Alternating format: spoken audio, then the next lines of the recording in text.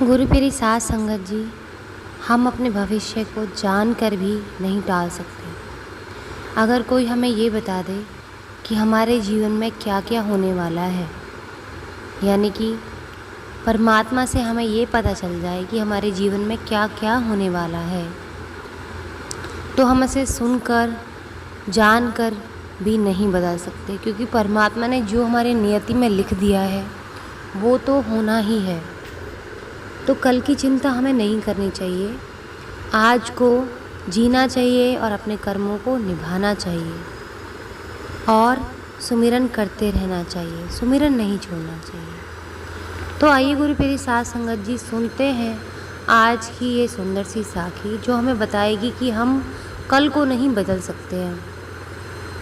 तो कल की चिंता में अपने आज के को ख़राब नहीं करना चाहिए, क्योंकि अगर हमने ये सुन लिया कि कल हमारी मृत्यु हो जाएगी, तो हम आज जो सुमिरन कर सकते हैं, आज जो काम कर सकते हैं, हम उसकी चिंता में सुमिरन करना भी छोड़ देंगे, अपने कर्म करना भी भूल जाएंगे और इसी चिंता में लग जाएंगे कि कल हमारी मृत्यु होने वाली है। तो इसीलिए कल के बारे में जानने की कोशिश ही ना करें, सिर्फ और सिर्फ अपने आज को अच्छा बनाएं, सुमिरन करते रहें और अपने कर्मों को आज में निभा लें।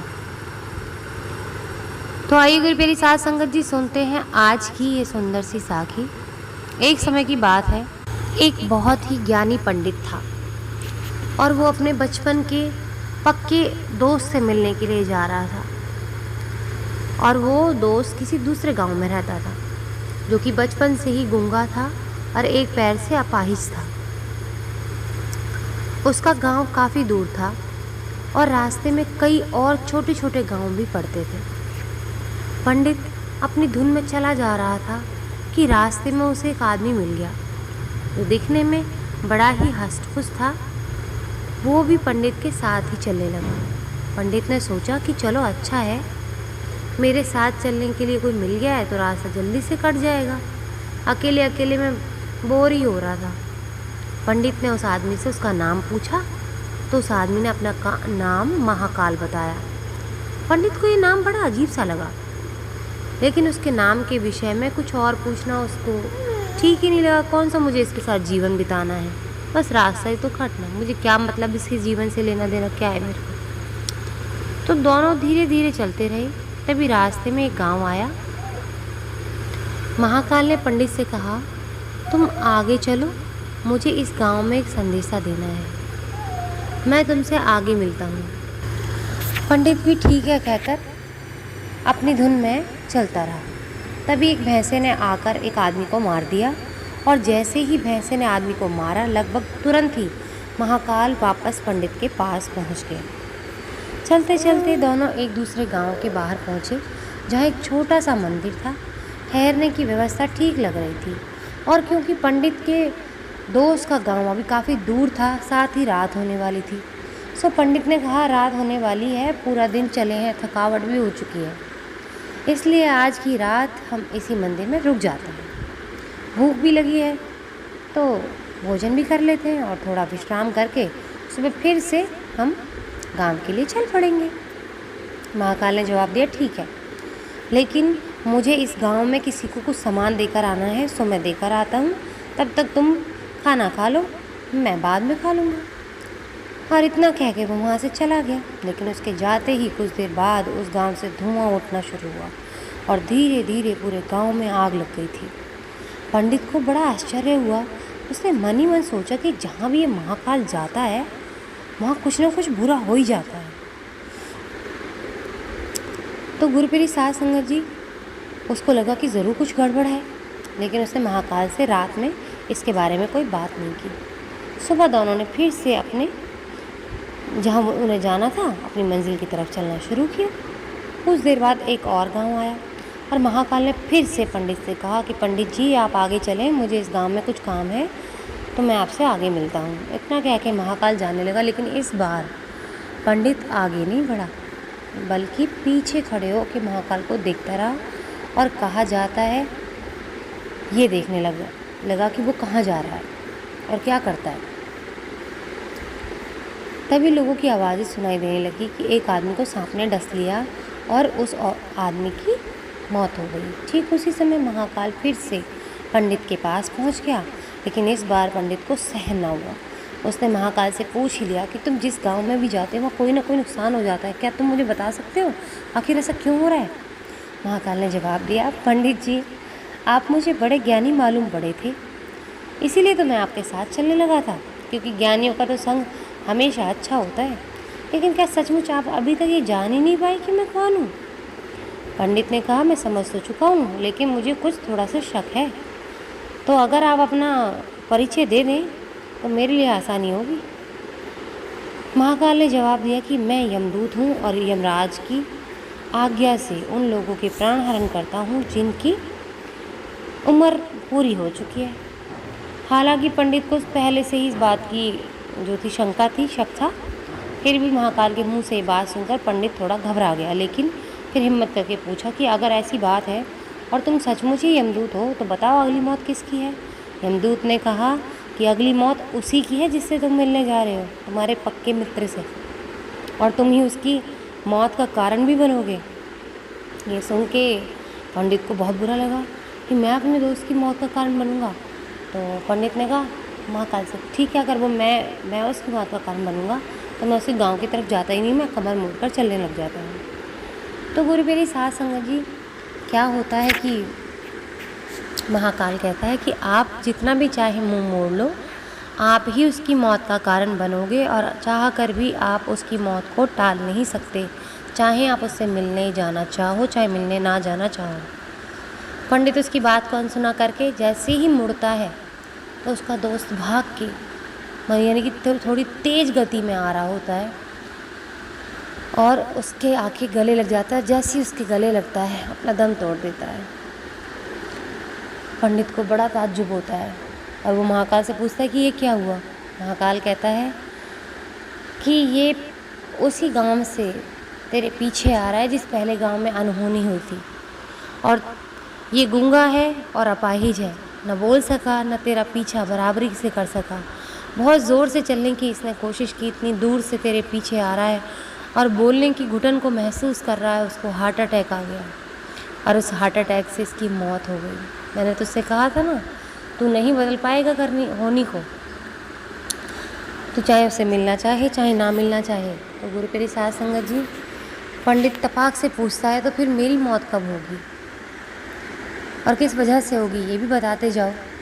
महाकाल कहता है कि तुम्हारी मौत एक दूसरे राज्य में जाकर फांसी लगने से होगी, और खुशी खुशी तुम फांसी पर चढ़ने को तैयार होगे, और 6 महीने बाद होगी आज से। ये क्या है कि महाकाल वहाँ से गायब हो जाता है। अब पंडित को बड़ी चिंता लग जाती है कि मेरी मौत 6 महीने बाद फांसी लगने से होगी। मैंने तो आज तक ऐसा कोई बुरा कर्म किया नहीं, मैं तो ना किसी का बुरा चाहा है, तो मेरी फांसी क्यों लगेगी? मैं ऐसा क्या गुनाह करने वाला हूँ? ये बात अपने राजा को बताता है वो। अब जब वो अपने राजा को बताता है तो राजा उसकी मदद करने के लिए तैयार हो जाते हैं। राजा पंडित की बहुत देखभाल करते हैं, उनको एक कक्ष में पहरेदार बाहर बिठा देते हैं और उनको एक कक्ष के अंदर रहने का इंतज़ाम करवा देते हैं।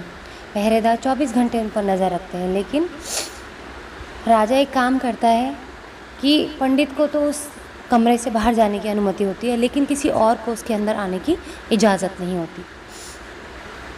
6 महीने बीत जाते हैं, वही दिन आने वाला होता है जिस दिन उसकी मौत होती है।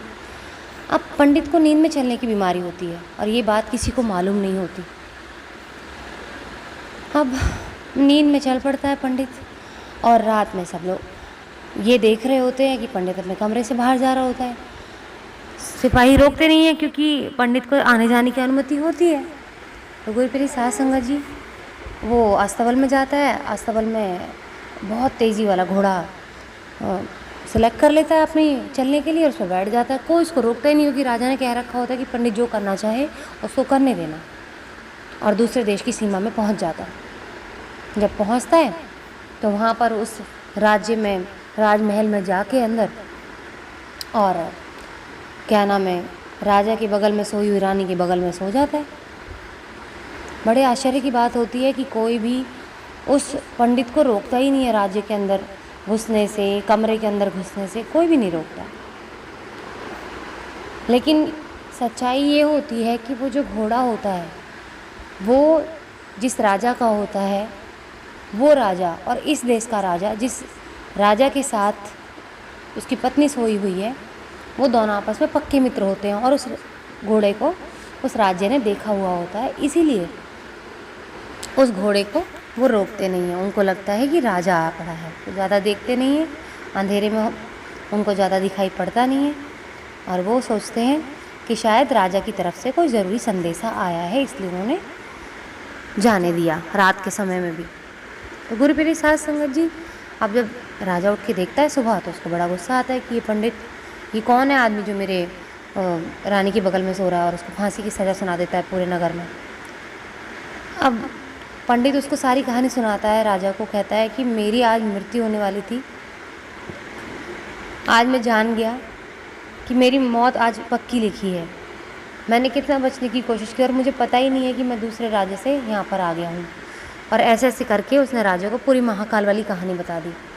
राजा कहता है कि अगर तुम्हारी महाकाल वाली कहानी सच्ची है तो मैं अपने मित्र से, अपने राजा से पूछता हूँ, अपने मित्र राजा से, अगर उसने बताया कि ये तुम सच बोल रहे हो तो तुम बच जाओगे, और अगर तुम झूठ बोल रहे हो तो आज तुम्हारी मौत पक्की है। दूसरे देश के राजा को बुलाया गया, उनसे पूछा गया, उन्होंने कहा ये सब सच है, ये जो कह रहा है वो सच है। अब राजा सोच में पड़ जाता है कि मैंने तो फांसी की सज़ा सुना दी। तो उसका दोस्त उसको कहता है कि आप एक काम करो, इसको सूत के धागे से फांसी दे दो, ये मरेगा भी नहीं और आपकी जो बात है वो सच्ची की सच्ची रह जाएगी। पुराने ज़माने में ऐसा ही होता था कि जो जिसने कह दिया वो होकर ही रहता था और उसको टाला नहीं जा सकता था।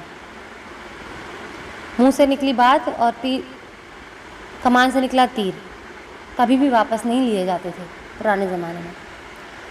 तो गुरुप्रिय साध संगत जी, वही हुआ, सूत के धागे से पंडित को फांसी जाने लगी। तो पंडित खुश होने लगा कि मेरे सूत के धागे से मृत्यु होएगी नहीं।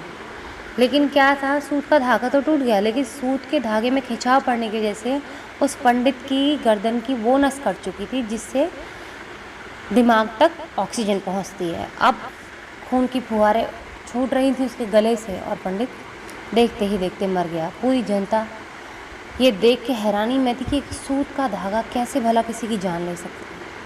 तो गुरुप्रिय साध संगत जी, होनी टल नहीं सकती, जो परमात्मा ने लिख दिया है वो तो होके ही रहता है। पंडित ने कितना समय, कितना ज्ञानी था वो, ज्ञानी होने के बाद में भी अपने 6 महीने ख़राब किए, जानते हुए कि मेरे पास सिर्फ 6 महीने रह गए हैं तो मुझे सुमिरन ज़्यादा से ज़्यादा करना चाहिए। लेकिन वो सुमिरन करने के बजाय मौत की चिंता करने लगा कि अब मैं मर जाऊंगा, मैं अपनी मौत को कैसे रोक सकता हूँ। तो कल को जानने की कोशिश ना करें, अपने आज को सुंदर बनाएं।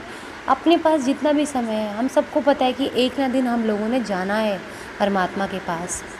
तो हमारे दिन तो कम होते ही जा रहे हैं ना, तो हम प्रार्थना कब कर पाएंगे, हम कब उनसे बात कर पाएंगे, कब सुमिरन कर पाएंगे? ऐसे ही दिन चले जाएंगे। तो आज से और अभी से हमें सुमिरन करना चाहिए और करते रहना चाहिए, सुमिरन को रुकने नहीं देना चाहिए। और अगर हम कल की चिंता करते रहे तो चिंता में ही रह जाएंगे, और जब लास्ट समय आ जाएगा तो सोचेंगे काश 2 घड़ी और मिल जाती तो सुमिरन कर लेते। आज इसी के साथ इस सुंदर सी साखी को यहीं समाप्त करना चाहूँगी। मिलती हूँ आपसे अपनी अगली वीडियो में नई साखी के साथ। तब तक के लिए खुश रहें, सुमिरन करते रहें, सच्ची सेवा करते रहें।